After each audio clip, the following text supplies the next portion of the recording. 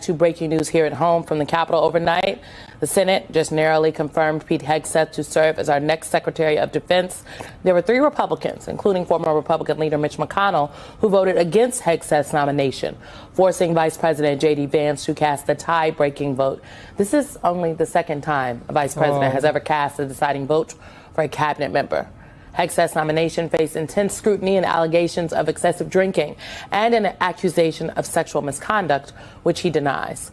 Joining us now is the former Deputy Press Secretary for the Pentagon, Sabrina Singh. Sabrina, welcome. So, a busy week. We're still trying to take it all in. Hegseth is now our Secretary of Defense. I'd like you to hear what Armed Services Ranking Member Jack Reed had to say about all of this.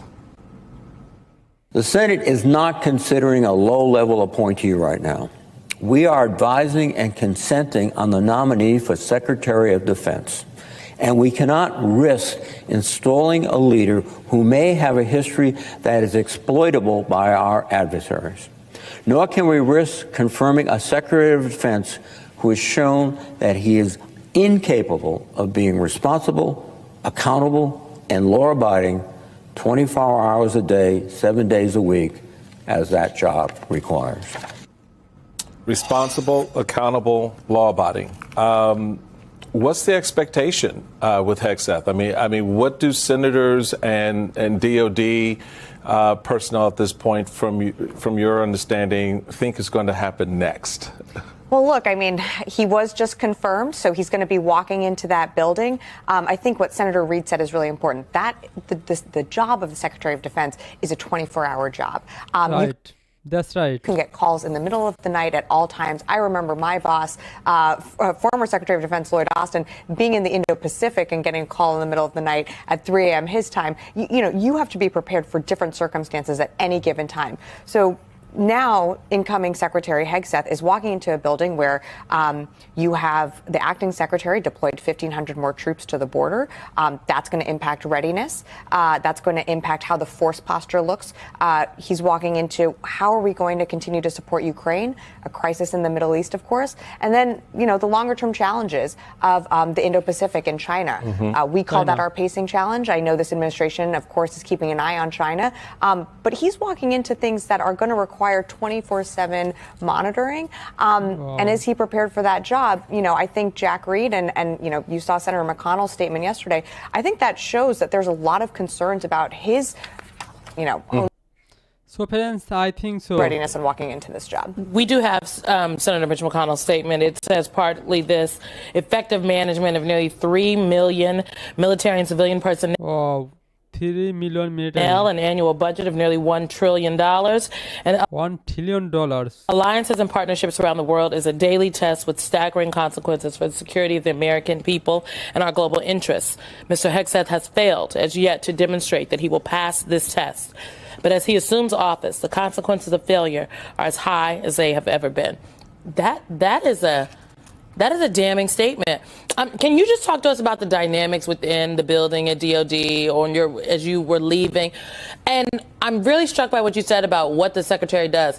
The Secretary of Defense is in charge of, they're our lead negotiator and arbiter of the agreements that we have with other countries and security personnel. Has Pete Hegseth ever negotiated an agreement? Right. I don't think so. Look, I think here. So that's right. So this is one of the concerning allegations on Pete Hegseth's past is the mismanagement of funds for some of the organizations he founded. You're walking into a building where you're about to manage almost 3 million people. Wow. A budget of $1 trillion. This is one of the $1 trillion biggest agencies in the world, the most powerful, lethal military the world's ever seen. Right. And that is a job that is going to require your attention at all times. So the dynamics in the building, look, the good thing is you have really great people there, not just in the building, all around the world that are going to be there to help support and guide the incoming secretary.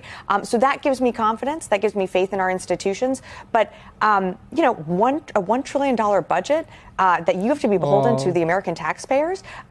That is a big deal. And I think, you look at the past secretaries that we've had, Republicans and Democrats, these are people, we might not have agreed with them at all times, but they have managed multi-million-dollar budgets at times and, understand the lethality of our military and what the decisions that you're going to make.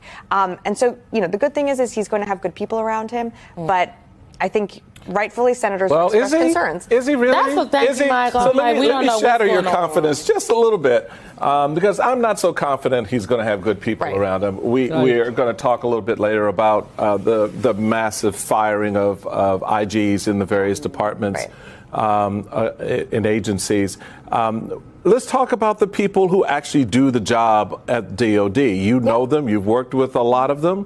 What are they waking up to on Monday morning? And how concerned should they be that you have a Secretary of Defense who's coming in who's already claimed he wants to fire generals? Why? Because, I don't know, Donald Trump told me to fire generals. He wants, All right. Julie, if you'd stand by, we've got Senator Tammy Duckworth joining us to talk about what she's seeing and what she understands about this process thus far. Senator Duckworth, I really appreciate you being here as a member of the Armed Services Committee and a senator voting tonight. What's your understanding of the state of play? So, Well, I think the vote is cooked. Basically, this is not John McCain's Republican Party anymore. Wow. This isn't Mitt Romney's Republican Party anymore. The folks who have the courage to stand up to Donald Trump are gone. And even those who have real concerns are not willing to jeopardize their own political survival and are willing to jeopardize our nation's national security. And it's really sad to be here watching this vote happen. I just cast my no vote on the floor. And I voted for both of Trump's previous Secretary of Defense nominees in his previous term, but they were qualified to do the job. And Pete Hegseth is by far unqualified to do this job, and they're just falling in line for him. We've never had a defense secretary confirmed in terms like this. Depending on what happens with the final vote, it looks like Mr. Hegseth will be confirmed either with 50 or 51 votes in the modern era. I mean, actually in history, the closest we've ever had to something like that was Chuck Hagel in 2013, who was chosen by President Barack Obama to lead the Pentagon. That was considered to be an unusually close vote. He got 58 votes, including multiple Republicans wow, 58 votes. crossing the aisle to vote for him. This is a 50 or 51 vote margin. I mean, we're used to defense secretaries being confirmed on voice votes, or in Leon Panetta's case, at 100-0 kind of vote.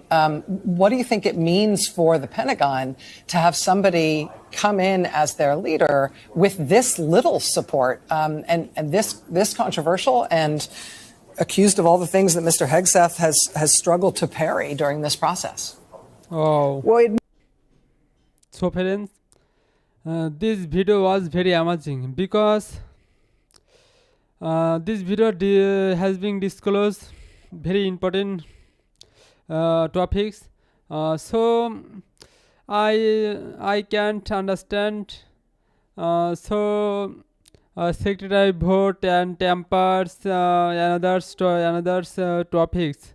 So friends, I want to disclose this tampers last election movement and something important thing. So friends, at first I will say temper last election. So I think temper 2022 for election was very hard because temper was against Kamala Harris and Joe Biden. So right or wrong, please comment. So I think temper to Joe Biden was supporter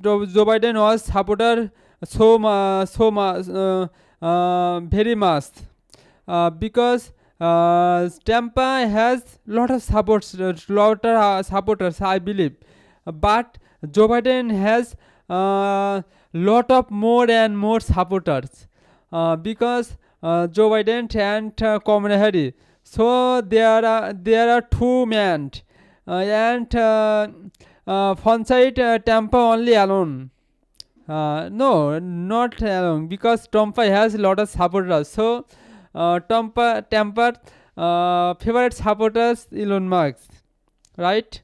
I think Tampa doesn't worry because Tampa know Tampa will be win.